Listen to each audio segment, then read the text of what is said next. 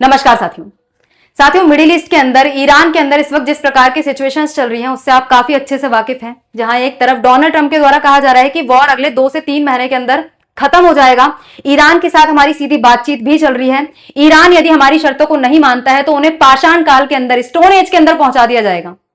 वहीं दूसरी तरफ ईरान के द्वारा इस प्रकार के कोई भी संकेत नहीं दिए जा रहे। ईरान का इनफैक्ट यहां तक कहना है कि हम तो तुम्हारे जमीन पे सेना उतारने की तैयारी कर रहे हैं या फिर इंतजार कर रहे हैं। यदि जमीन पर भी सेना यूएसए के द्वारा उतारी जाती है तो वहां पर भी शहादत के लिए ईरान पूरी तरीके से तैयार है। ईरान के द्वारा कुछ इस प्रकार के जवाब दिए जा रहे हैं। तो इस तरीके की जो कार्यवाही ईरान के द्वारा की गई है, इस प्रकार के जो जवाब ईरान के द्वारा दिए जा रहे हैं, उसमें आईआरजीसी ने काफी बड़ी भूमिका अदा की है। आईआरजीसी यानी कि Islamic revolutionary guard corps, Iran की धार्मिक सेना। आप सभी काफी अच्छे से जानते हैं कि होर्मुज पे जो कंट्रोल किया गया है, होर्मुज पे जो ब्लॉकेड लगाया गया है ईरान के द्वारा, उसमें आईआरजीसी की काफी बड़ी भूमिका थी। और यही आईआरजीसी अब कहा जा रहा है कि पावर्स को और ज्यादा अपने हाथों में कॉन्सेंट्रेट करने की कोशिश कर रही है। ईरान के अंदर साइलेंटली पावर्स को अपने हाथों में इकट्ठा करने का प्रयास, अपने हाथों में नियंत्रित करने का प्रयास, ईरान की जो एग्जीक्यूटिव लीडरशिप है उसको पीछे धकेलने का प्रयास ईरान की धार्मिक सेना के द्वारा किया जा रहा है। क्योंकि इस वॉर की सिचुएशन में आईआरजीसी के पास काफी ज्यादा पावर्स आ गई थी, तो उसका इस्तेमाल करते हुए, उसका फायदा उठाते हुए साइलेंट कू की तैयारी, साइलेंट तख्ता पलट की तैयारी ईरान के अंदर आईआरजीसी के द्वारा की जा रही है।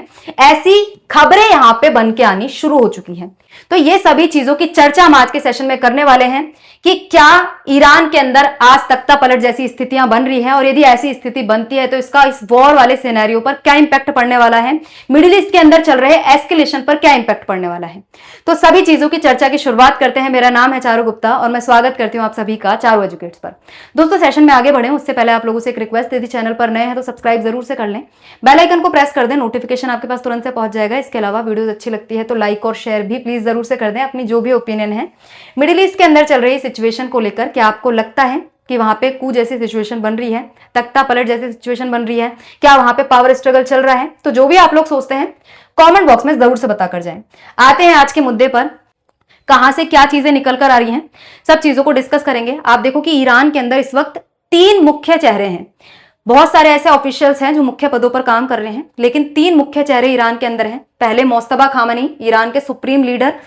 इनको काफी टाइम से देखा नहीं गया है, इवन जब से ये सुप्रीम लीडर बने हैं तब से ही ये मीडिया के सामने नहीं आए हैं। इनके संदेश आते हैं, पढ़कर सुनाए जाते हैं मेन स्ट्रीम मीडिया में, लेकिन इनकी शक्ल जब से सुप्रीम लीडर बने हैं मेन स्ट्रीम मीडिया के अंदर दिखाई नहीं दी है। तो अफवाहें यहाँ पे निकलने लग गई कि ये बुरी तरीके से बीमार हैं, बुरी तरीके से हिट हो गए, स्ट्राइक के अंदर, ये कोमा के अंदर चले गए। कहीं अफवाहें ये भी निकल कर आई कि इनकी तो डेथ ही हो चुकी है, लेकिन फिलहाल के लिए इन बातों की पुष्टि नहीं की जाती। तो सुप्रीम लीडर जो मोस्तफा खामेनी है वो यहाँ पे सबसे प्राइमरी उस पर आते हैं, पहले पद पर आते हैं, पहले नंबर पर आते हैं।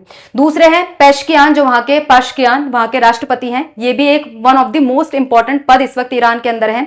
और तीसरे आईआरजीसी के चीफ अहमद वाहिदी।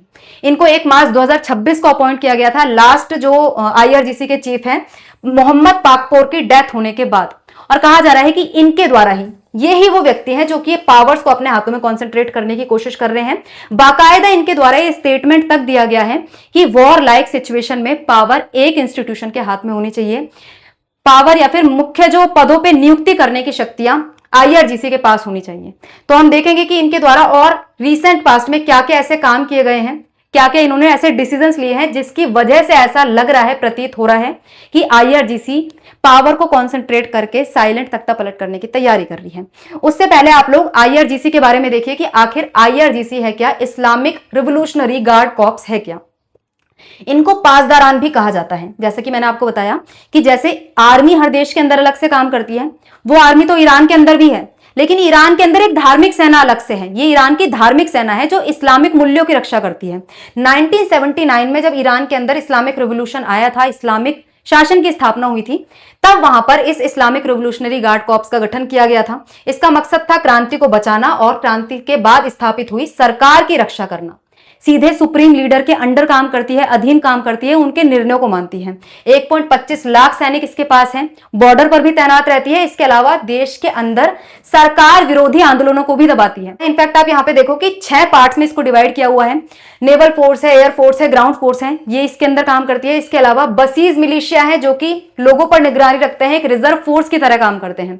कुछ फोर्स है जो विदेशों में लड़ने वाली एक स्पेशल टीम है। इसके अलावा खुफिया और साइबर यूनिट भी इनके पास है। तो आप देख रहे हो कि किस प्रकार से प्रॉपर ऑर्गेनाइज्ड फोर्स की तरह इस्लामिक रिवोल्यूशनरी गार्ड कॉर्प्स को गठित किया गया है। कि आप देख सकते हैं यहां पे कि आईआरजीसी से जुड़े हुए जो लोग हैं ना, संसद, अदालत, ईरान की सरकारी कंपनियों में बड़े बड़े पदों पर तैनात हैं। तो आईआरजीसी के जो ऑफिशियल्स हैं, कमांडर है, उनकी पहुंच कहां तक है ना, ये चीज आपको यहां से पता चलेगी। अब इसी आईआरजीसी के जो चीफ हैं अहमद वाहिदी, जो फिलहाल के लिए अपॉइंट किए गए हैं, वॉर वाली सिचुएशन के अंदर उनके द्वारा पावर्स को कंसंट्रेट किया जा रहा है। और ये चीज निकलकर कहां से आती है बाहर? हाल ही में डोनाल्ड ट्रंप के द्वारा एक स्टेटमेंट दिया गया था। डोनाल्ड ट्रंप ने कहा कि ईरान के अंदर हमारी कुछ समझदार नेताओं से बातचीत चल रही है। कुछ समझदार ईरानी नेताओं से डोनाल्ड ट्रंप या फिर यूएस से संपर्क में है। अब ये कुछ समझदार नेता कौन है? ईरान के द्वारा साफ साफ इनकार कर दिया गया कि हमसे कोई सीधी बातचीत यूएसए की नहीं चल रही है, डोनाल्ड ट्रंप की नहीं चल रही है। तो यहां पे कुछ समझदार नेताओं से क्या पर्दे के पीछे आईआरजीसी के द्वारा यूएसए से बातचीत की जा रही है? तो यहां से कहीं ना कहीं शक के घेरे में चीजें आनी शुरू होती है। और यहां पे और भी काफी सारे डिसीजंस आईआरजीसी के द्वारा लिए गए, जिसको मैं आपको बताने वाली हूं। देखो कि एग्जीक्यूटिव जो पावर्स है ना, वो कहीं ना कहीं कम होती जा रही है। जो एग्जीक्यूटिव पद पर लोग बैठे हुए हैं, जैसे राष्ट्रपति पाशकियान है, जैसे सुप्रीम लीडर खामेनेई है, इनकी शक्तियां धीरे धीरे कम हो रही है। इनके द्वारा लिए जाने वाले डिसीजंस आईआरजीसी के चीफ के द्वारा दखलंदाजी दिए जा रहे हैं। पाशकियान के द्वारा, राष्ट्रपति के द्वारा एक नियुक्ति की जानी थी, एक मंत्री है खुफिया मंत्री, इसके पद पर नियुक्ति की जानी थी। इसके लिए नाम सजेस्ट किया गया पाशकियान के द्वारा, हुसैन दहगान। अभी सुप्रीम लीडर के द्वारा नाम बताया जाता है, राष्ट्रपति के द्वारा नियुक्ति की जाती है। लेकिन यहां पर अहमद वाहिदी के कहने पर, आईआरजीसी के चीफ के कहने पर, इस व्यक्ति को खुफिया मंत्री नियुक्त करने से इनकार कर दिया गया। अहमद वाहिदी ने मना कर दिया कि इस व्यक्ति को नियुक्त नहीं किया जाएगा। तो आप देख सकते हैं कि किस प्रकार से दखल अंदाजी एग्जीक्यूटिव मामलों के अंदर सुप्रीम लीडर तक के डिसीजंस के ऊपर आईआरजीसी के द्वारा की जा रही है। अहमद वाहिदी ने यहां तक कहा कि युद्ध की स्थिति में सभी अहम और संवेदनशील पदों पर नियुक्ति आईआरजीसी ही करेगा और वही उसको संभालेगा।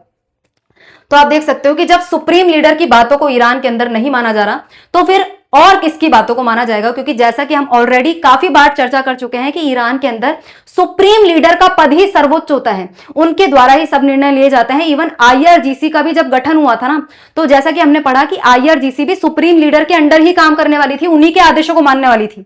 और आज ये समय है जब अहमद वाहिदी के द्वारा, आईआरजीसी के चीफ के द्वारा, सुप्रीम लीडर और राष्ट्रपति के द्वारा की गई नियुक्तियों के अंदर दखलंदाजी की जा रही है।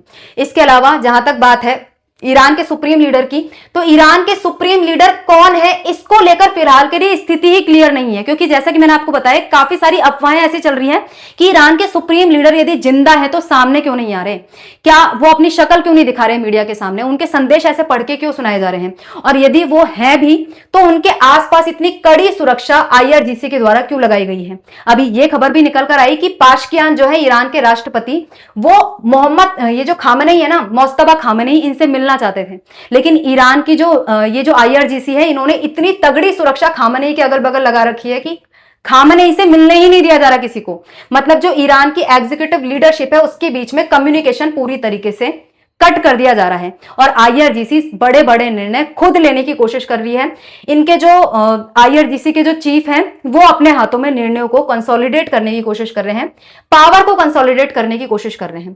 इसके अलावा ईरान के राष्ट्रपति और आईआरजीसी के बीच मतभेद तो काफी पहले से खुलकर सामने आने लग गए थे। जहां राष्ट्रपति का यह कहना था कि ईरान को आसपास के देशों पर अटैक नहीं करना चाहिए। आप सभी जानते हैं ईरान के द्वारा आसपास जो मिलिट्री एयरबेसेस हैं यूएसए के, उनको निशाना बनाया जा रहा है।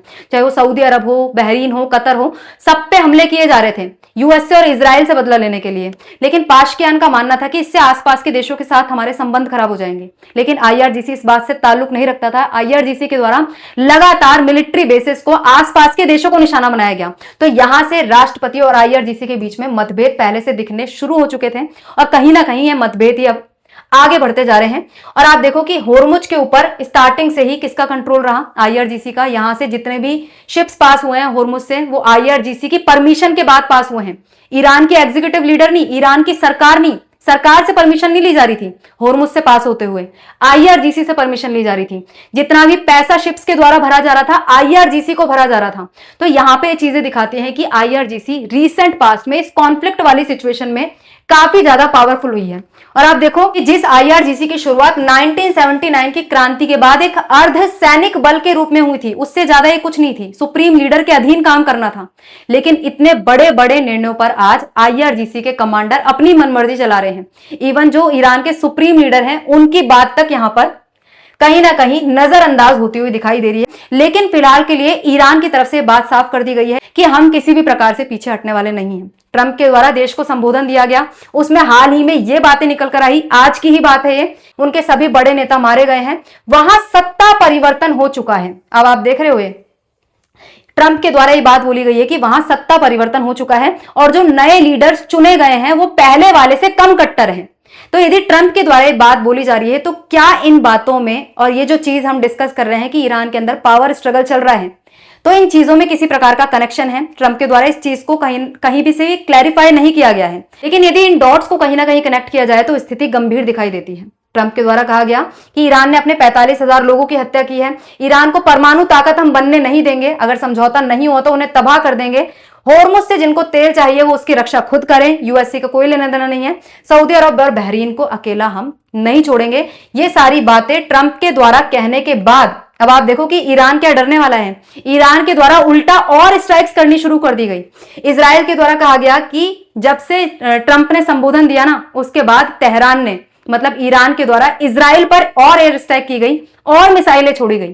तो मतलब ट्रंप की इन बातों से, इन धमकियों से ईरान कहीं से भी पीछे हटता हुआ दिखाई नहीं दे रहा है। अब आप देखो कि ये चीजें कहां से कहां तक पहुंचेगी। ईरान क्या ट्रंप की शर्तों को मानने को तैयार हो जाएगा या फिर ट्रंप और इजराइल ईरान की शर्तों को मानेंगे? क्योंकि ईरान अपनी 3 से 5 शर्तें लेकर बैठा हुआ है। ईरान ने साफ साफ ये बातें बोली है कि हम नहीं चाहते कि आप बार बार आक्रमण करो, आक्रमण करने के बाद हमारे इंफ्रास्ट्रक्चर को तबाह करो और उसके बाद सीज फायर कर लो। इस लूप से हम लोग बाहर निकलना चाहते हैं। तो आगे जाकर ये सब चीजें नहीं होगी, इसकी गारंटी हमें चाहिए, कॉम्पनसेशन चाहिए, और हमारे जो राइट्स हैं वो हमारे बने रहे। हम जो मिसाइल डेवलप करें वो हम करना चाहते हैं। तो इन सब चीजों पर किसी भी प्रकार की रोक ना हो। यदि ईरान की सारी बातें मानी जाती है तो ही ईरान वॉर बंद करने को तैयार होगा, अदरवाइज ईरान लगातार आक्रमण जिस तरीके से कर रहा है, स्ट्राइक जिस तरीके से कर रहा है, वही करता रहेगा और यूएसए और इजराइल के हमलों का जवाब देने के लिए ईरान पूरी तरीके से तैयार है। अब आप लोग इस विषय पर क्या मानते हैं? ये वॉर कितना आगे बढ़ेगा? कौन सी पार्टी पीछे हटेगी? क्या ट्रंप आखिरी प्रहार ईरान पर करने के लिए जमीन पर सेना उतारेंगे, रेड करेंगे, इन्वेजन करेंगे ईरान के ऊपर? अपनी राय कमेंट बॉक्स में जरूर से बताइएगा। आज के सेशन में इतना ही। यदि वीडियो अच्छी लगती है तो लाइक और शेयर जरूर से कर दीजिएगा। चैनल पर नए हैं तो सब्सक्राइब भी जरूर से कर लीजिएगा। आज के सेशन में इतना ही। मिलते हैं किसी और नए मुद्दे के साथ नई वीडियो में। जय हिंद, जय भारत।